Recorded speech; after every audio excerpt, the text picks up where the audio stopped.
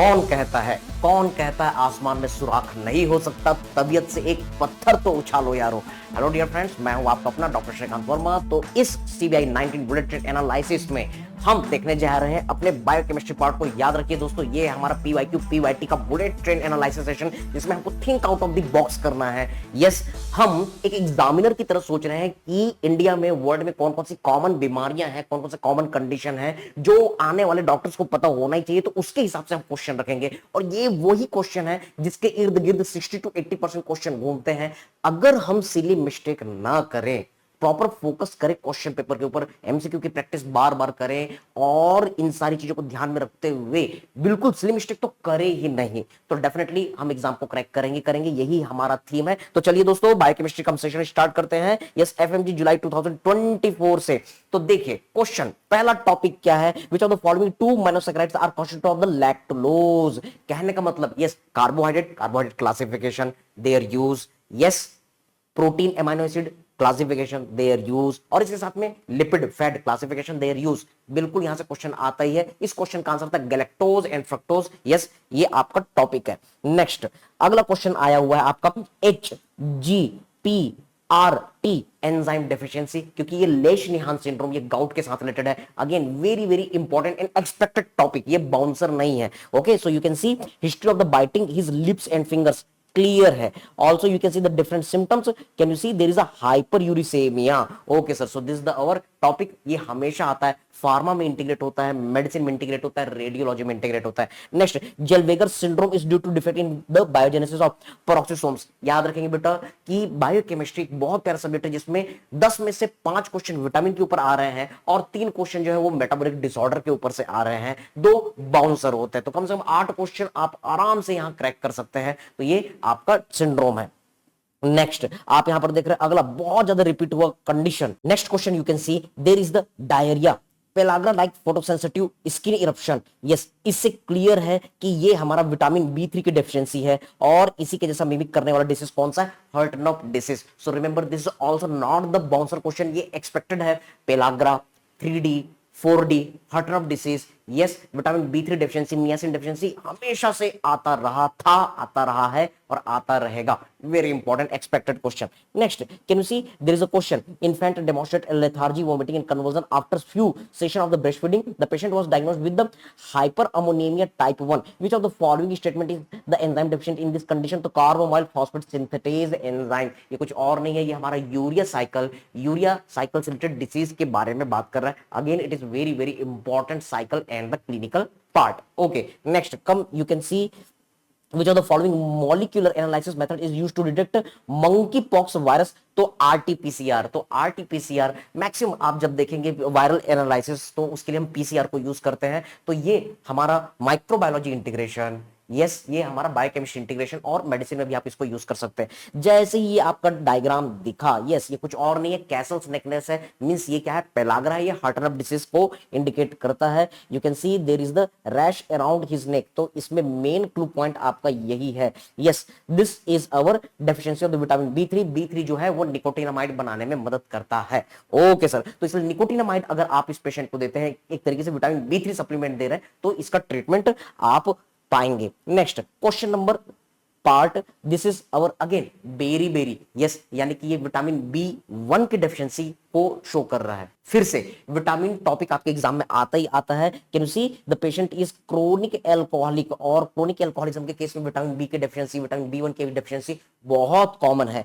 So he is having the alter sensorium and the confusion, both lower limb and occasional tingling sensation. So you can see diet includes the polished rice. जब हम rice खाते हैं और उसको अगर polish कर दिया जाए, तो उसके छिलके में क्या होता है? विटामिन B1 होता है। B1 निकल गया, तो B1 की कमी से क्या हो गया? Very very expected question. Next, which of the following post translation modification? तो ये जेनेटिक्स से हमारा क्वेश्चन आ गया, पोस्ट ट्रांसलेशन मॉडिफिकेशन से क्वेश्चन आ गया। Is associated with the synthesis of the haemoglobin, collagen and immunoglobulin. तो याद रखेंगे ये सब यूनिट एग्रीगेशन से रिलेटेड है। तो कहने का मतलब हमारा ट्रांसक्रिप्शन, ट्रांसलेशन और उसके साथ post translation modification genetic unit को हमको लर्न करना है। Next, an infant is brought by his patient with complaint that is urine turns black on standing. तो ये कुछ और नहीं है, ये एल्केप्टोनूरिया है। बेटा मेटाबॉलिक डिसऑर्डर से आपके क्वेश्चन आते हैं तो उसमें एल्केप्टोनूरिया, फिनाइलकेटोनूरिया, ये सारी चीजें पढ़नी ही पढ़नी है। और साथ में ग्लाइकोजन स्टोरेज डिसीज भी बहुत ही फेवरेट क्वेश्चन है।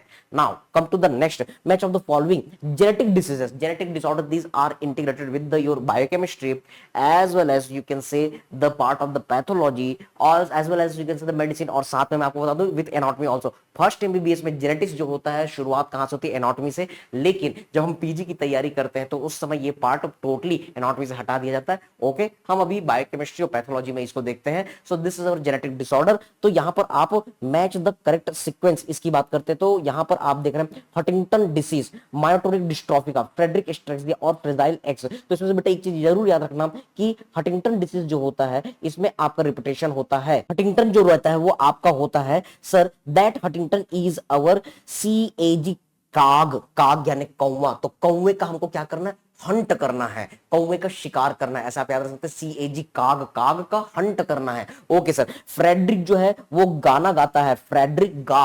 सो remember the Friedreich ataxia is the our GAA nucleotide. और इसके साथ में आप याद रख सकते हैं सर मायोटोनिक डिस्ट्रॉफी का, मायोटोनिक डिस्ट्रॉफी का is related with our CTG। Okay, कटजी, कटजी यू कैन रिमेंबर, मसल्स को हमको क्या करना है, काटना है, तो CTG याद रख सकते हैं। While the fragile X syndrome, तो ये है हमारा CGG। यस, फ्रेजाइल कौन है, यस CGG जो है वो फ्रेजाइल नेचर का है।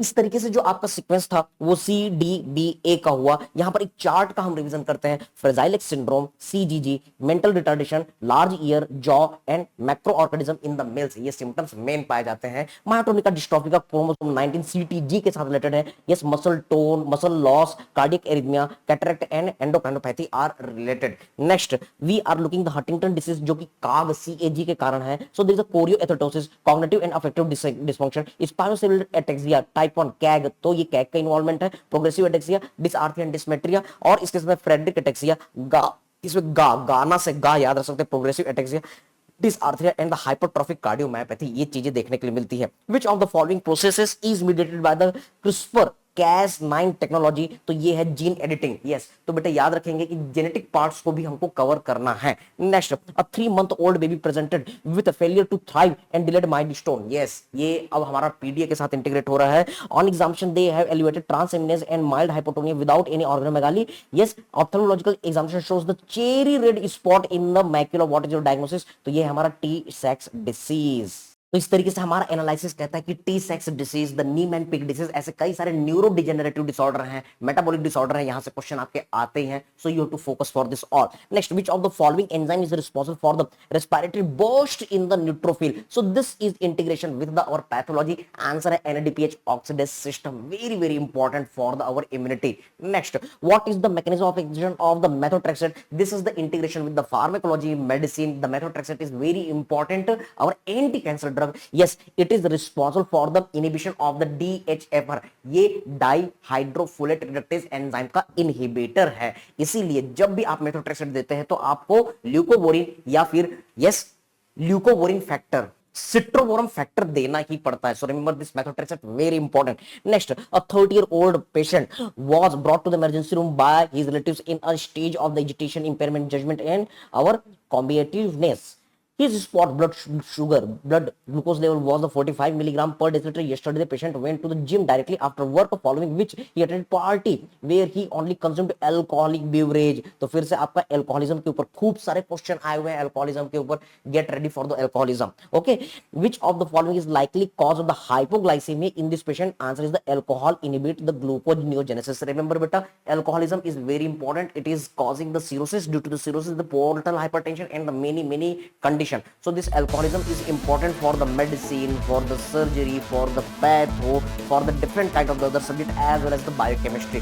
Now we are going to talk about our FMG January 2024। So remember, नववफा होगी, नववफा की बात होगी, जो भी चीज होगी एग्जाम के बाद होगी, तो पूरा फोकस अभी पढ़ाई लिखाई में करना, कोई इधर उधर की बातें नहीं सोचनी है। So just see